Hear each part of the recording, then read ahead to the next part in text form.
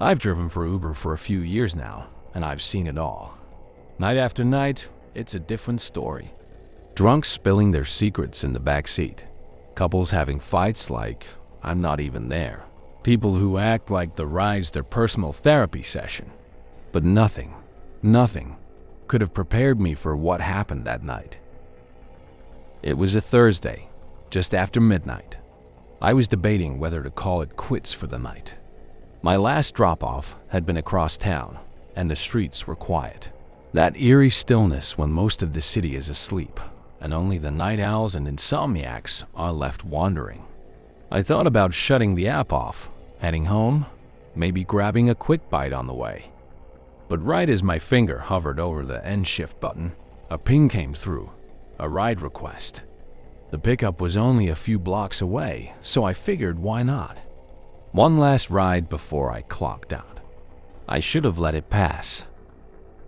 The address was in a part of town that had seen better days. The houses were old, sagging under years of neglect, with chipped paint and overgrown lawns. I didn't like picking people up from here at this time of night, but work is work, right? I pulled up to the curb and scanned the area. That's when I saw her, a little old lady standing under a dim streetlight. She was hunched over, leaning heavily on a cane, wearing a faded floral dress and a wool cardigan that looked too big for her frail frame. Her white hair was tied back in a loose bun, and she was just standing there, staring at the ground like she'd been waiting for hours. I double-checked the app. "Mrs. Thompson?" I called out, leaning over to look out the passenger window. She lifted her head slowly, like it took a lot of effort, and smiled. Her smile was warm, familiar, like the kind of smile your grandmother gives you when you visit. "Yes, dear. I was wondering when you'd get here." Her voice had this gentle, almost soothing quality to it. Something about her made me feel calm. The night was unsettling enough, but she, this little old lady, seemed harmless. I've always had a soft spot for elderly people, so I didn't think much of it. I got out to help her into the car. She moved so slowly, her hand shaking as she gripped the door handle. "Thank you, dear," she said, her voice shaky but kind. "It's so hard for me to get around these days." I nodded, offering a polite smile. "No problem. Where to?" "Just a short drive," she replied. "I live just a bit down the road." I glanced at the map on the app, but there was no specific address. Just a pin dropped in the middle of a residential area, not too far from here. I figured she might have messed up the input. Old people aren't always the best with tech. "You sure this is right?" I asked, starting the engine and pulling away from the curb. "Oh yes, dear," she said softly, staring out the window. "I've lived in that house for many, many years." Her voice trailed off as if she were lost in thought. I drove in silence for a while, but the deeper we went into the neighborhood, the more uneasy I felt. The streets were barely lit, and the houses here looked worse than where I'd picked her up. Some of them had boarded up windows, and others were dark and crumbling, like no one had lived there for years. I glanced in the rear-view mirror. The old woman just sat quietly, hands folded in her lap, looking out into the night. Her face was serene, almost too serene for someone being dropped off in this kind of neighborhood. I told myself not to overthink it, but something wasn't sitting right. It was like that creeping feeling you get when you know something's wrong, but can't pinpoint what. "So, you've lived here a long time?" I asked, more to fill the silence than anything else. "Oh yes," she replied, still staring out the window. "This neighborhood has changed so much over the years. So many people have come and gone. But I've stayed. I've always stayed." Her words gave me the creeps. They hung in the air like they had a weight to them. Who would stay here, in a place that looked like it had been forgotten by time? As we approached the destination, the houses got even more decrepit. We turned onto a narrow street that seemed almost forgotten by the city. No streetlights, no signs of life. Just rows of decaying houses, their windows dark and empty like hollow eyes watching us. "This is it," she said softly. I pulled up in front of the house. It was even worse than the others. The front yard was overrun with weeds, and the house itself looked like it had been abandoned for years. The paint was peeling, the shutters hung crooked, and the roof looked like it might cave in at any second. "You live here?" I asked, trying to mask the unease in my voice. "Oh yes, dear," she replied, her voice still that calm, gentle tone. "It may not look like much, but it's home." I stared at the house, my stomach twisting in knots. There was no way someone lived here. It didn't even look safe to walk in, let alone live in. But before I could say anything, she turned to me, her eyes soft and pleading. "Would you mind helping me inside?" she asked. "I just need to grab something, but I can't do it alone. My legs aren't what they used to be." Everything in me was screaming no. Every instinct I had told me to get back in the car and drive away. But then I looked at her, this frail old lady who seemed so helpless, and I couldn't say no. How could I? She was someone's grandmother. What kind of person would I be to leave her stranded here? Sure, I guess I can help for a minute," I said, my voice shaky. "You're so kind, dear," she whispered, her hand gently resting on my arm as I helped her out of the car.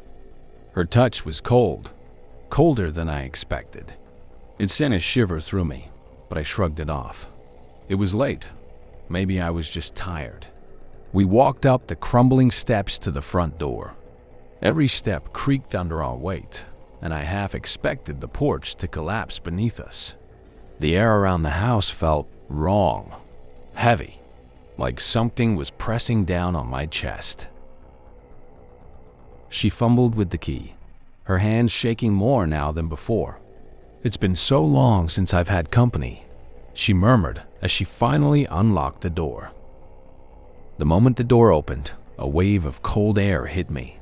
The inside of the house was dark, the kind of darkness that felt alive, like it was swallowing the light from outside. The air was thick with the smell of rotten mildew, and the floors were covered in dust. Everything was old, too old. The furniture looked like it hadn't been touched in decades, and cobwebs clung to the corners of the ceiling. "This way," she said, her voice quieter now. I followed her through the house, past the living room frozen in time. The pictures on the walls were faded, the frames cracked, and the faces in the photos were blurry, like they had been smeared by time. My heart was racing now. I wanted to leave, but I couldn't. Something about the way she moved, the way she spoke, it kept me following her. We stopped in front of a door at the end of the hallway. It was old, the paint chipped and flaking, but it looked different. The air around it felt colder. "In here," she whispered. I hesitated. What do you need in there?" "Just open the door, dear," she said, her voice taking on an edge. "My hands aren't strong enough."